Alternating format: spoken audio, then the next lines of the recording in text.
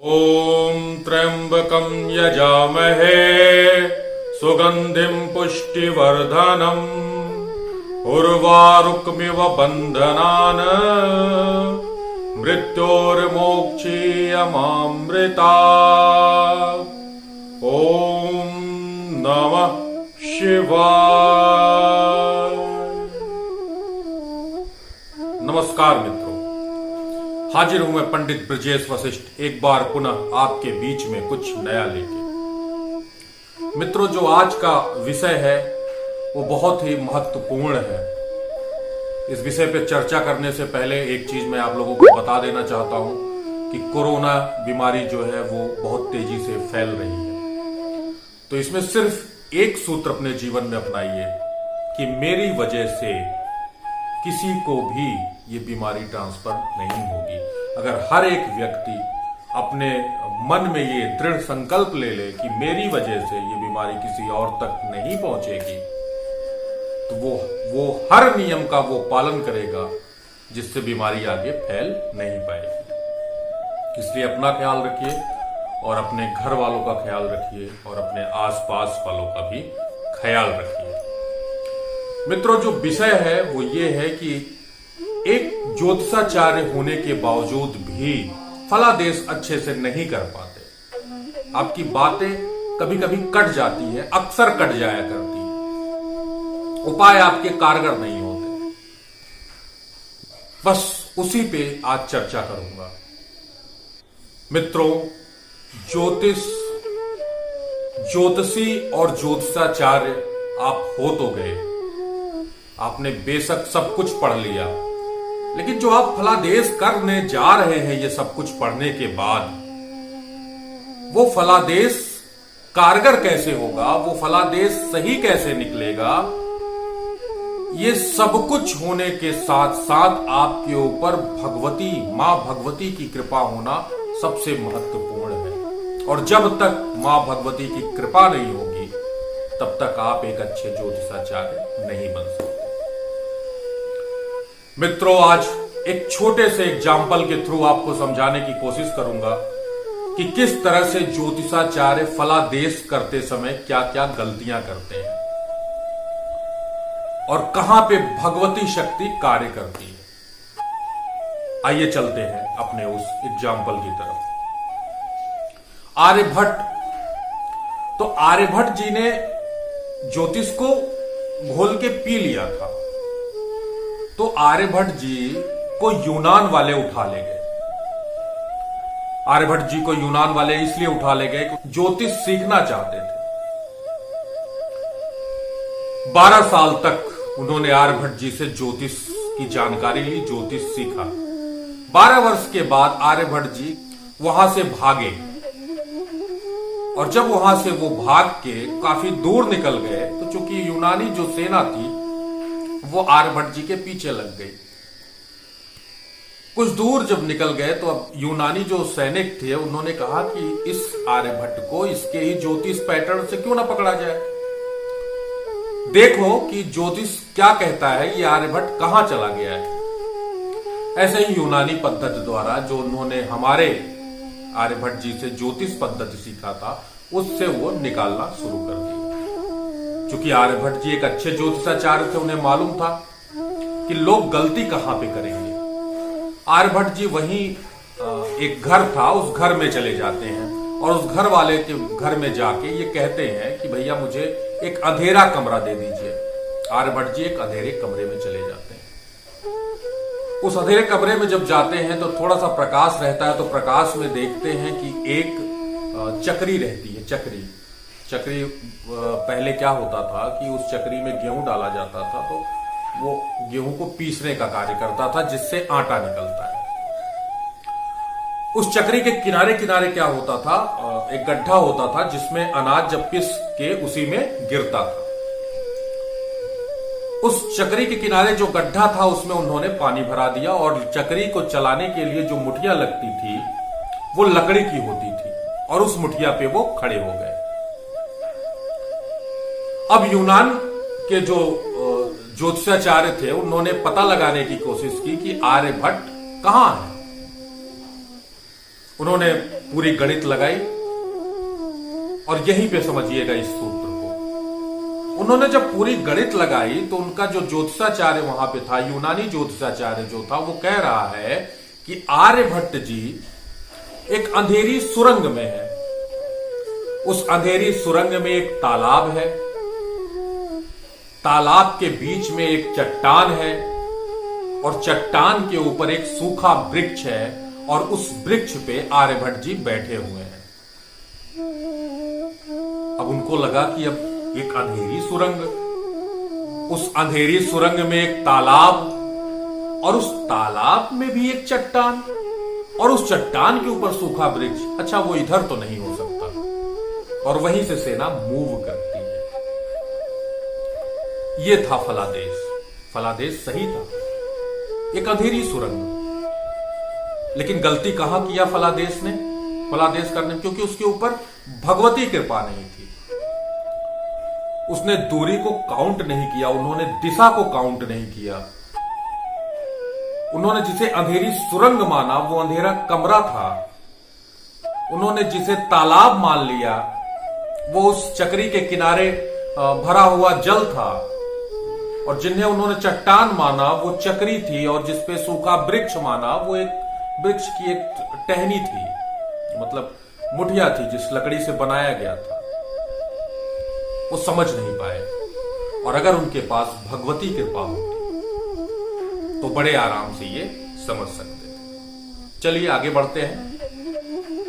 ये पहली भगवती कृपा। दूसरा एग्जाम्पल, एक राजा था, वो ज्योतिष को नहीं मानता था। वो कहता था कि मैं ज्योतिष को मानता उनता नहीं हूं, ज्योतिष मेरे लिए नथिंग है। लेकिन मंत्री ज्योतिष को लेके चलता था, क्योंकि ज्योतिष अंधविश्वास नहीं है, ज्योतिष एक साइंस है। जिस साइंस के थ्रू हम आपको बता देते हैं, आपका टोटल एक्सरे कर देते हैं। अच्छा, तो राजा और मंत्री में अक्सर इन बातों को लेके थोड़ा सा असमंजस रहा करता था। एक बार राजा ने 12 कमरों का एक महल बनवाया, उसमें 12 दरवाजे लगाए और मंत्री से कहा कि अब तुम एक ज्योतिषाचार्य को पकड़ के लेके आओ जो मुझे यह बता दे कि मैं अगर इस अपने महल में जा रहा हूं तो इस महल के किस दरवाजे से निकलूंगा। अगर वो सही बता देगा तो मैं भी ज्योतिष को मानने लगूंगा। ठीक, मंत्री ने कहा ठीक है। उस समय के प्रसिद्ध ज्योतिषाचार्य आर्यभट्ट जी का उन्होंने निमंत्रण दिया और आर्यभट्ट जी आए। राजा ने शर्त रखी थी, आर्यभट्ट जी ने एक शर्त रखी कि राजन, आपको जिस टाइम जाना हो आप जाएंगे, लेकिन मैं जितना टाइम दूंगा उतने टाइम के अंदर आपको आना है। दूसरी चीज, जो मैं पर्ची आपको लिख के दूंगा वो बाहर निकलने के बाद ही आप खोलेंगे। राजा ने कहा ठीक। उसने जो 12 घरों दरवाजों का महल बनवाया था उसमें वो आर्यभट्ट जी ने एक पर्ची लिखी, पर्ची लिख के राजा के हाथ में पकड़ा दी कि आप किस दरवाजे से निकलेंगे। राजा अंदर जाता है और अंदर जाने के बाद वो सोच में डूब जाता है कि यार अगर मैं निकला किसी दरवाजे से और पंडित जी का तुक्का लग गया तो बेवजह पंडित जी हाईलाइट हो जाएंगे, उनकी ज्योतिष सही मानी जाएगी, तो क्या किया जाए। वो सोचने लगा। उसने कहा कि अच्छा एक काम करते हैं, इन 12 दरवाजों से न जाके हम किसी 13वें दरवाजे से जाते हैं। उसने किया क्या, सैनिकों को बुलवाया और एक दरवाजा और तोड़वाया, मतलब एक दीवार से और द्वार बनवाया और उस द्वार से हंसता हुआ निकलता हुआ आया और कहा पंडित जी मैं बाहर आ गया हूं इस महल से, अब आपकी पर्ची जो आपने मुट्ठी में दी है उसको खोलो। आर्यभट्ट जी मुस्कुराते हैं और कहते हैं खोलिए राजा। जब वो खोलता है तो उसमें आर्यभट्ट जी ने क्या लिखा था वो आप सुनिए। उस पर्ची में लिखा हुआ था कि हे राजा, आप इन 12वें दरवाजे से ना आके, इन 12 दरवाजे में से किसी से ना आके आप किसी 13वें दरवाजे से इस महल से बाहर आएंगे। राजा अत्यंत प्रसन्न होता है और अपने 2 पुत्रों को आर्यभट्ट जी को सौंप देता है ज्योतिष सीखने के लिए। आर्यभट्ट जी उन्हें ज्योतिष सिखाते हैं और राजा का दरबार लगा रहता है। अचानक दोनों लड़कों को लेकर उस दरबार में आ जाते हैं। राजा कहता है ज्योतिष सीख लिए पुत्र? दोनों पुत्र कहते हैं हाँ मैंने ज्योतिष सीख लिया। बड़े पुत्र को बुलाता है और अपने हाथ से अचानक अंगूठी निकालता है और अपने हाथ में रख के, हथेली के बीच में रख के बड़े पुत्र से ये पूछता है कि बताओ इस मेरी मुट्ठी में क्या है, अपनी ज्योतिष से बताओ। पुत्र कहता है, कैलकुलेशन करता है, सारी चीजें करता है, प्रश्न कैसे पूछी गई, धातु क्या है, सब कुछ समझता है, लेकिन इतना नहीं समझ पाता। तो कहता है कि इसमें गोला गोला सा रथ का पहिया हो सकता है, या बस इतना बोल के वो शांत हो जाता है। कहा तुम तो फेल हो गए। छोटे पुत्र को बुलाया, उससे पूछता है तुम बताओ कि मेरी इस मुट्ठी में क्या है। छोटा पुत्र भी कैलकुलेशन करता है। वो कहता है रथ का पहिया तो बहुत बड़ा हो सकता है, तो कैलकुलेशन करता है। फिर कहता है कि इसमें छोटा, तो कहता है कि राजा आपके हाथ में जो है वो चक्र है। वो भी विफल हो जाता है। आर्यभट्ट जी को बुलाया राजा ने, बताइए पंडित जी इसमें क्या है। आर्यभट्ट जी कहते हैं कि राजा इसमें आपकी अंगूठी है।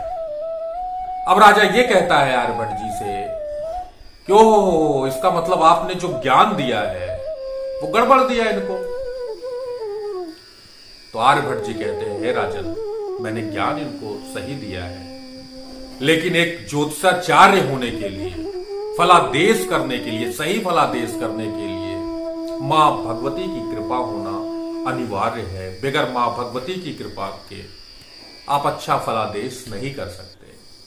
तो राजा ने पूछा अच्छा ये बताइए कि ये कैसे फेल हो गए और कैसे आप पास हो गए। आर्यभट्ट जी कहते हैं यही तो भगवती कृपा है। इन्होंने कैलकुलेशन किया, स्थान की स्थिति को समझा, लेकिन ये नहीं समझ पाए, बड़े ने ये नहीं समझ पाया, आपके बड़े पुत्र ने, कि रथ का पहिया छोटे से हाथ में कैसे आ सकता है। और छोटे ने भी कैलकुलेशन किया कि धातु हो सकता है, लेकिन धातु है तो जब आप कैलकुलेशन करते हैं तो जो आप इस तरह की चीजें होती, धातु के अगर चक्र होता है तो उसके किनारे किनारे त्रिभुजाकार बना रहता है, तो वो तो हो ही नहीं सकता, क्योंकि यहां पे जो भी चीज बन रही है वो गोलाकार बन रही है। तो सुनिए राजा, मैंने कैसे बताया। जब आपने मुझसे ये प्रश्न किया तो मैं समझ लिया कि जब मैं इस दरबार में आता हूं तो आपको तो पता नहीं है कि मैं अचानक इस दरबार में आने वाला हूं। मैं अचानक आता हूं, अचानक आप मुझसे प्रश्न पूछते हैं और अचानक आप मुट्ठी में कुछ रख लेते हैं। तो पहला मैं ये जान सकता हूं, मैंने जब कैलकुलेशन की ज्योतिष के हिसाब से, मुझे पता चला जो भी आपके हाथ में है वो धातु है। सोचने वाली बात है कि जो ये धातु है, ये ऐसी धातु है, जब कैलकुलेशन मैंने किया तो उसमें हवा आ और जा सकती थी, ऐसा धातु है। तो मैंने जब अपने मन में चिंतन किया तो मां भगवती का जो आदेश था उसे समझिएगा, मां भगवती का जो मुझे प्रेरणा मिली, वो पता चला कि इतने जल्दी आपके पास क्या आ सकता है। और कोई ऐसी धातु जिसके अंदर हवा आ और जा सकती है, वो आपका अंगूठी हो सकता है राजन, जिसे आप पहनते हैं। वो अचानक आप हाथ से निकाले होंगे और अपने हाथ में बंद करके और पूछा होगा। मैंने कह दिया कि आपके हाथ में आपकी अंगूठी है। ये है भगवती कृपा, ये है ज्योतिष। इसलिए उनके लिए ये खास करके जो ज्योतिषी बनना चाहते हैं, ज्योतिष सीखना चाहते हैं, तो भैया पढ़िए, खूब पढ़िए, लेकिन इसके साथ साथ ध्यान करिए। सबसे जरूरी है सांभवी क्रिया। अगर आप सांभवी क्रिया नहीं करते हैं तो आपके फलादेश बाधक होंगे। सांभवी क्रिया भी आप लोगों को कई माध्यमों से पता चला है, लेकिन मैं आपको बताना चाहूंगा सांभवी क्रिया में ये दोनों जो आंख की काली पुतलियां दिखती हैं, ये दोनों को आज्ञा चक्र की तरफ ले जाया जाता है। इस तरह से देखिए, मैं ले जाने की कोशिश करता हूं, आपको बताता हूं। देखिए कुछ इस तरह से जब ये ऊपर चली जाती हैं, ऊपर यहां पे आज्ञा चक्र पे चली जाती हैं, तो ओम का उच्चारण करते हुए सांसों पे ध्यान दिया जाता है, बोलना नहीं है। और आंखों को धीरे धीरे बंद कर लें।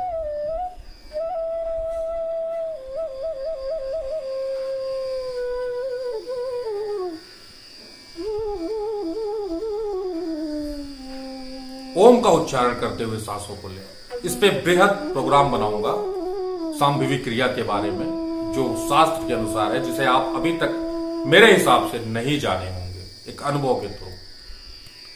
चलिए, अगर आपको मेरा ये प्रोग्राम अच्छा लग रहा है, नए व्यूअर्स हैं, तो प्लीज लाइक करिए। और उनके लिए भी कह रहा हूं जो बहुत दिनों से जुड़े हुए हैं, तो लाइक किया करिए, क्योंकि आपके लाइक से हमें ऊर्जा मिलती है। सब्सक्राइब करिए, शेयर करिए। बस इसी के साथ अपना ख्याल रखिए, कोरोना से बचिए और इस कोरोना को नामक दैत्य को आगे फैलने मत दीजिए। चलिए, बहुत बहुत धन्यवाद। ओम नमः शिवाय। ईश्वर आपको एक अच्छा और उत्तम स्वास्थ्य दे।